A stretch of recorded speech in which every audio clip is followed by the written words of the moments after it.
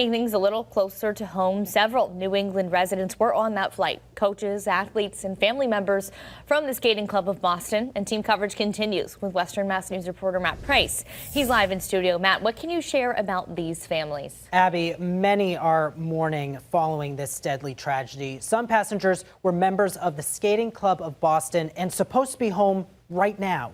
Instead, their lives were cut short in an unthinkable tragedy.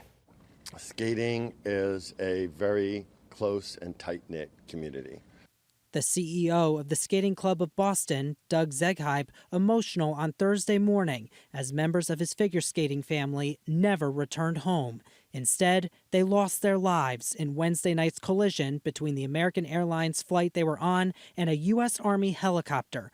All of them were returning from U.S. Figure Skating's National Development Camp in Wichita, Kansas, following last week's U.S. Championships. Among the 67 total fatalities, 13-year-old skater Gina Hahn and her mother Jen from Mansfield, Massachusetts.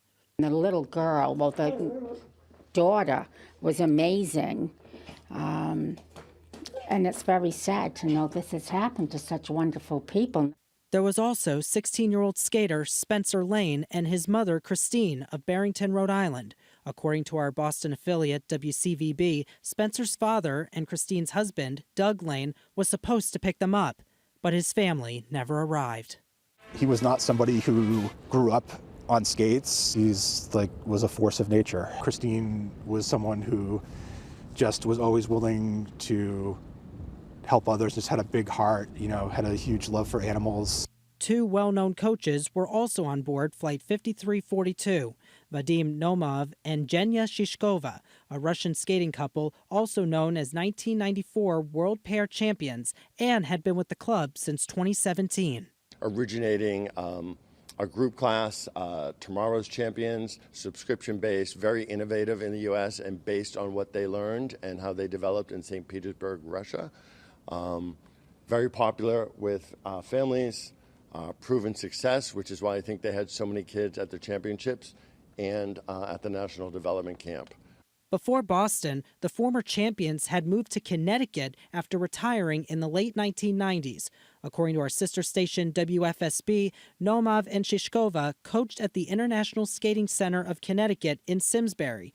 That facility putting out a statement which reads, quote, "We are heartbroken by the tragedy that has impacted our skating community. The skating community is small yet incredibly strong.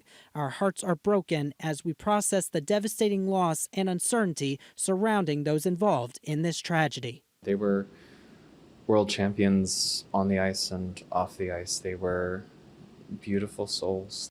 It's not something like I can even comprehend right now, it just must have been so scary. And I, really thinking of their families, especially they have a young son. U.S. Olympic and Paralympic Committee CEO Sarah Hirschland also putting out a statement about the tragedy Thursday afternoon, saying in part, these Olympic hopefuls represented the bright future of Team USA, embodying the very essence of what it means to represent our country: perseverance, resilience, and hope. They were remarkable young people and talents passionately pursuing their dreams, and they will forever hold a cherished place in the Team USA family. Nomov and Shishkova's son, 23-year-old Maxim, was with his parents in Wichita for the men's championship over the weekend and had returned on Monday with Doug Zeghype.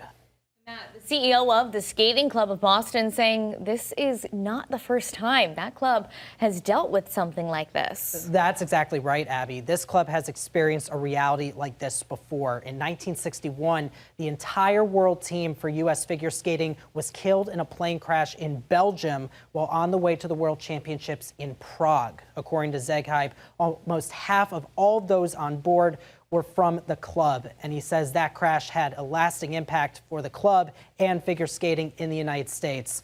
Now, 64 years later, he says Wednesday night's tragic events have them reliving a nightmare. Reporting live in the studio, Matt Price, Western Mass News. All right, Matt, thank you so much. As we continue learning more about last night's fatal plane crash in Washington, D.C., the identity of more of those victims have been released. More young athletes from skating organizations in Philadelphia and the Washington area were aboard this flight.